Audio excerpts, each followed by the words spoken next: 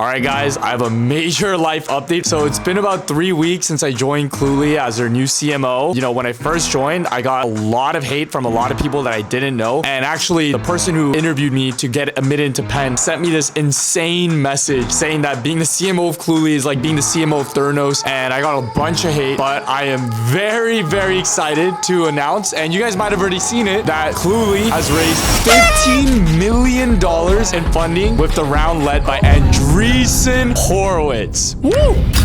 Let's go. Holy shit. So to explain what Andreessen is a venture capital firm, and venture capital firms give money to startups in hopes that they become $1 billion company. To make it easier, I'll compare VCs to colleges, and Andreessen is like the Harvard of VCs. Sequoia is like the Yale of VCs. Founders Fund is like the MIT of VCs, and like it's one of the most prestigious VCs out there, and like anyone in business that you ask will know Andreessen, and it is insane because nobody is like looking at us as a serious company that has an actual product, but we just got backed by one of the top venture capital firms, and as a result of that, your boy is also an unofficial millionaire. Woo!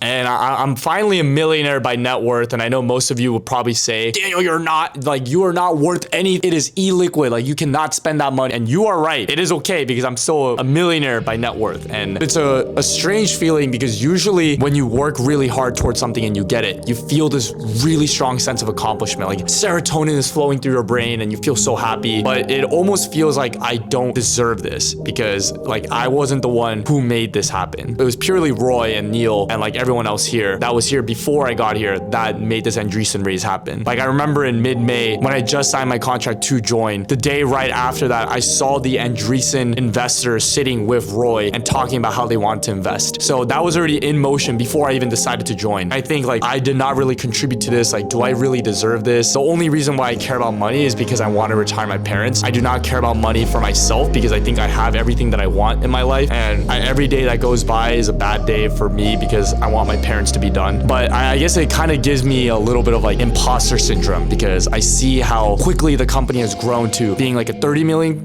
company to a $100 million company. And now I need to be the one to unlock the key to make it $1 billion company. But it's already gone so far and grown at such a high velocity without me being there. And I think it puts me in this weird position of feeling like, am I competent enough? Like, can I match the same level of ambition that like everyone else has here? Can I match the competence and the conviction that everyone has? Roy will gladly spend $2 million on a commercial and make that bet. Like, you know, we have $15 million now to spend. I literally do not think I can spend that much money. And I am very fucking scared about like where to go. But I think deeper and I've been doing a lot of journaling. And I remember my journal entry literally said, I'm so scared of not being able to do this job, of being like overwhelmed and falling down. But I realized though, I was hired here for a reason. There are people here who joined because I joined, and I will be the one to take it to $1 billion company, to a $10 billion company, to $1 trillion company. And we're only going to go up from here. And I think that is what I need to continue working towards. Like, it has not been easy getting to this point. I know I haven't given you guys a lot of updates, but these past 3 weeks have probably been the hardest I've ever worked in my life. And I've been so creatively burnt out, wondering if I should be spending $100,000 on this thing or this thing. But you know, I'm here for a reason. Just in these last 3 weeks alone, I've been able to generate 50 million views on Instagram and TikTok for the company. I've been able to make incredibly good hires for us that help build us up. I've flown in over 10 creators in person, in-house, to train them up and to be like the best creators possible. And generally, I think I've been managing the entire marketing team really well. Like, we are the biggest team here. Things will only get better and I will only learn and I'll only contribute. And when we do the next $1 billion raise, I'll hopefully feel a lot more ownership over everything that's happened and feel a lot better about it. Because right now, even at this millionaire status or this $100 million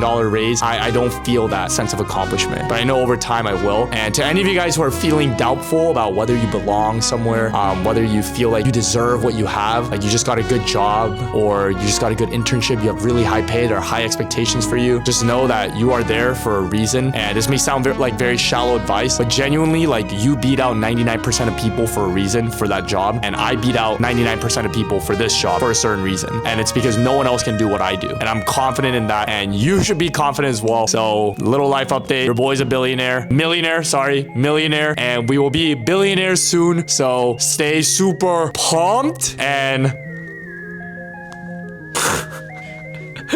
Okay, sorry, bro. I'm checking the script. What more is there after? I don't know. You better comment what risk you've taken and make sure you subscribe because we have some banger videos. I'm gonna document my whole journey up